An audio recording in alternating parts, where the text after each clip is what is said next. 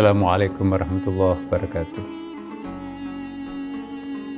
Ada dua sayap kehidupan yang akan menerbangkan anak manusia ke langit, yang akan mempertemukan seorang hamba dengan Tuhan.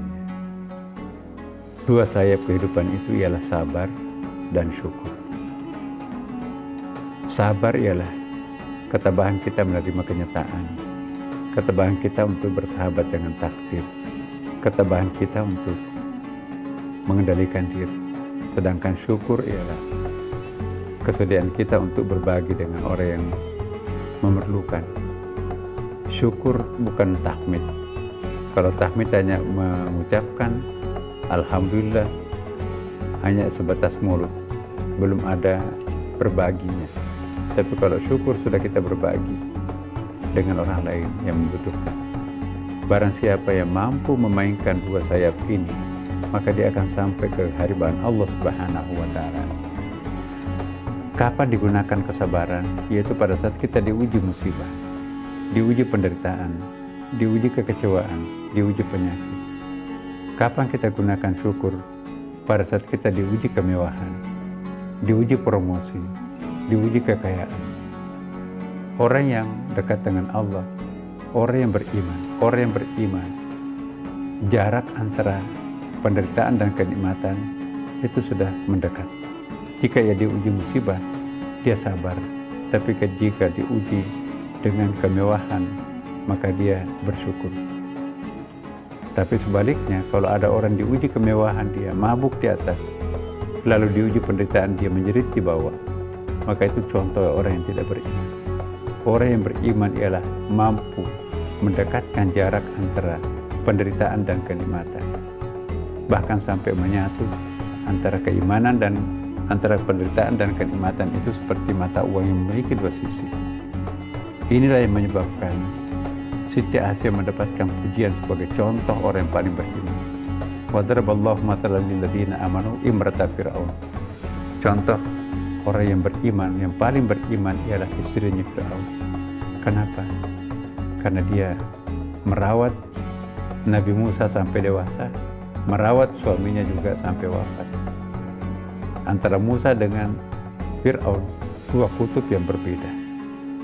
Kenapa Siti Maryam mendapatkan julukan orang yang paling beriman? Dia tidak membedakan antara kenikmatan dan penderitaan. Dia tidak membedakan antara Nabi Musa dengan Fir'aun. Ketika ia menyaksikan Nabi Musa, dia melihat wajah Allah. Representase dari Nabi Musa itu ialah Al-Hadi. Allah Maha Pemberi Petunjuk. Contohnya yang diberi petunjuk adalah Musa alaihissalam. Kalau ia melihat wajah suaminya, dia menyaksikan Allah. Representasi dari Al-Mudil, Allah Maha menyesatkan. Contoh orang yang tersesat ialah suaminya sendiri, Fir'aun.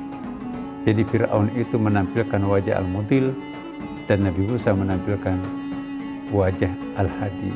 Al-Hadi dan Al-Mudil dua-duanya adalah sifat Allah Subhanahu wa Ta'ala.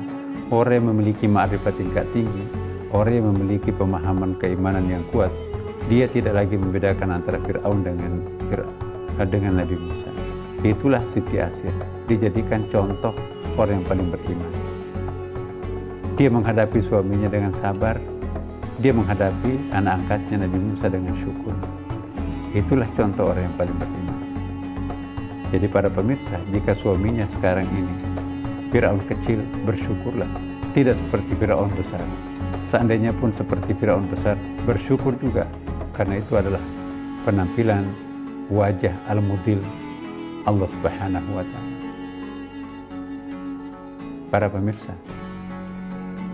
apabila ujian datang bertubi-tubi menimpa kita, contohnya menguji kita dalam bentuk penderitaan, syukuri penderitaan itu, syukuri kekecewaan itu, syukuri penyakit itu. Karena kalau mensyukuri penderitaan, itulah asyakur.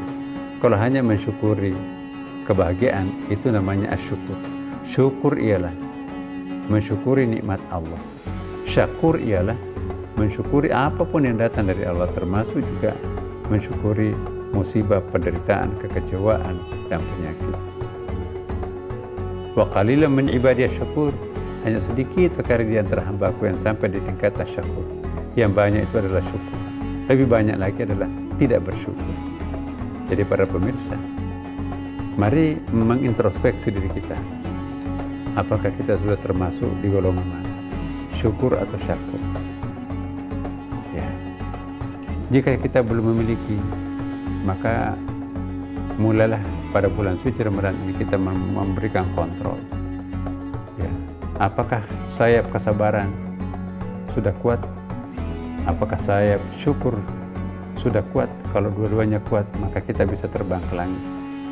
Tapi kalau hanya satu kuat, satu lemah, misalnya pintar bersabar tapi tidak bersyukur, atau pintar bersyukur tapi tidak pintar bersabar, pintar bersabar tapi tidak bersyukur, itu juga susah.